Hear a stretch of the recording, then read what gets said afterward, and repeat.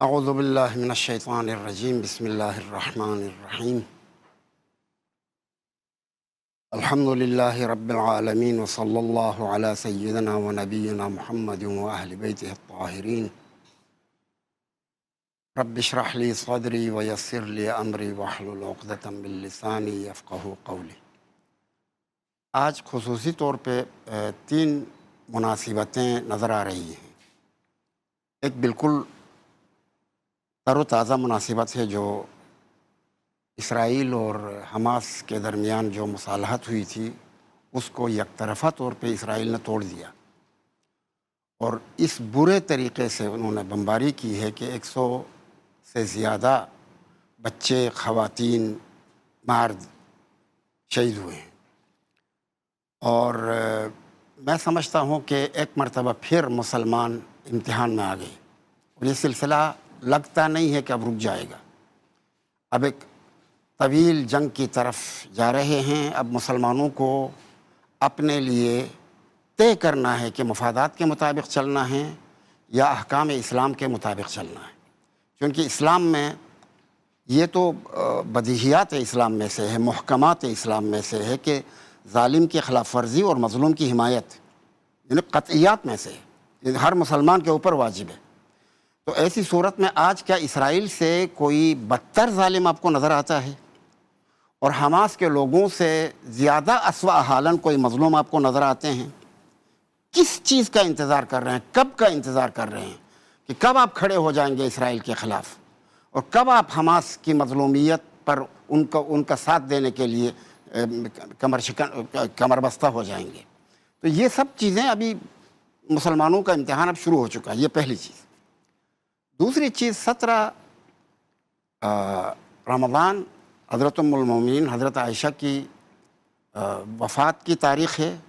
اس مناسبت کو بھی مد نظر رکھ کر مجھے کچھ بولنا ہے۔ قرآن مجید میں ایک آیت ہے، یا ایھا الذین آمنوا ادخلوا فی السلم کافہ ولا تموتن الا وانتم مسلمون۔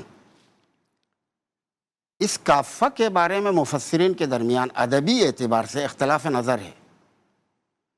بعض مفسرین کہتے ہیں کہ یہ کافہ حال ہے ادخلو کے واو کے لیے، اس بنا پر اس کا ترجمہ ہوگا کہ اے اہل ایمان تم سب اسلام میں داخل ہو جاؤ، اس حالت میں کہ تم اکٹھے ہو، جمیعاً یعنی سب کے سب اسلام میں داخل ہو جاؤ۔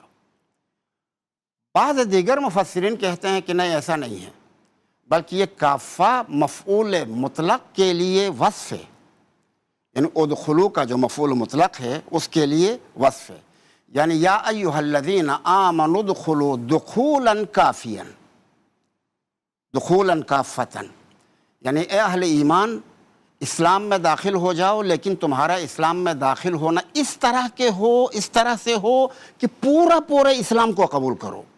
اچھا، یہ ہمیں کیا میسج دیتا ہے؟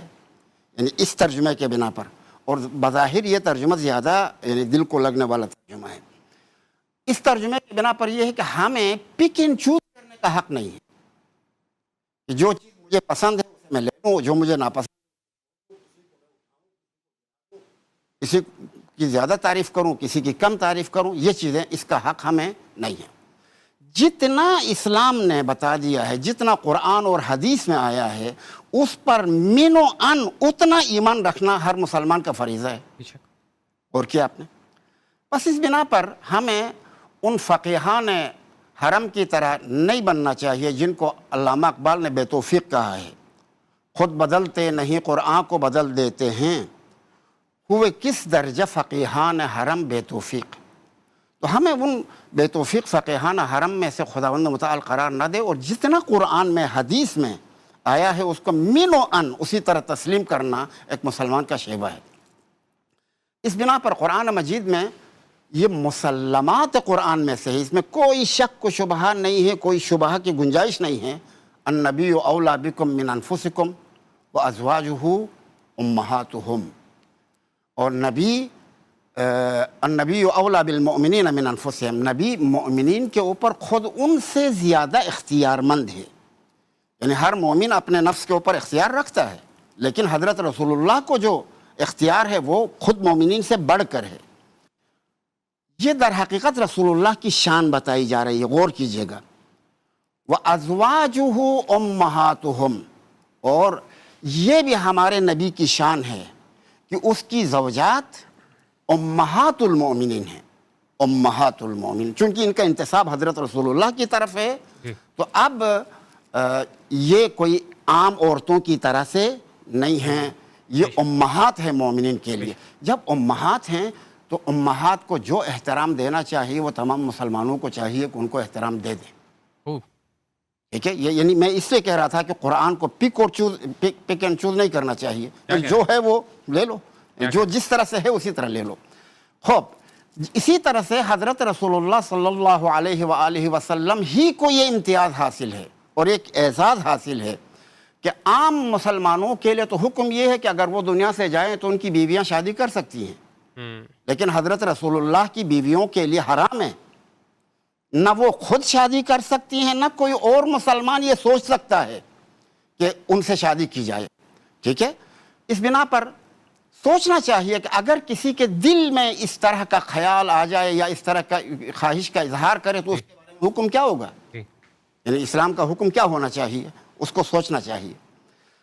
اس بنا پر حضرت ام المؤمنین عائشہ ام المؤمنین ہیں، اور ام المؤمنین کا جتنا احترام ہونا چاہیے وہ احترام ضروری ہے، اور یہ انتساب پیغمبر اکرم صلی اللہ علیہ وآلہ وسلم کی وجہ سے۔ اما ان کی ذاتی کمالات، کچھ کمالات ذاتیہ ہیں، کچھ کمالات انتساب کی وجہ سے ہیں۔ یہ جو بیان کیا جا رہا ہے یہ انتساب والا ہے۔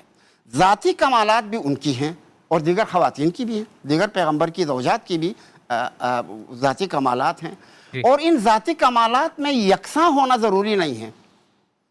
اچھا، میں ایک تشبیہ دے دوں گا، اور وہ تشبیہ صرف تقریب مطلب کے لیے ہے، نہ عینیت تو نہیں ہے، تقریب مطلب کے لیے۔ جیسے تمام انبیاء جتنے بھی ہیں وہ سب کے سب خدا کے نبی ہیں، جب خدا کے نبی ہے تو سب پر ایمان لانا، یعنی برابر شکل میں ایمان لانا ہم سب پر واجب ہے۔ یعنی جتنا ہم پیغمبر اکرم کی نبوت پر ایمان لاتے ہیں اتنے حضرت آدم کی، حضرت نوح کی، باقی انبیاء کو بھی خدا کی طرف سے اسی طرح سے نبی مانتے ہیں۔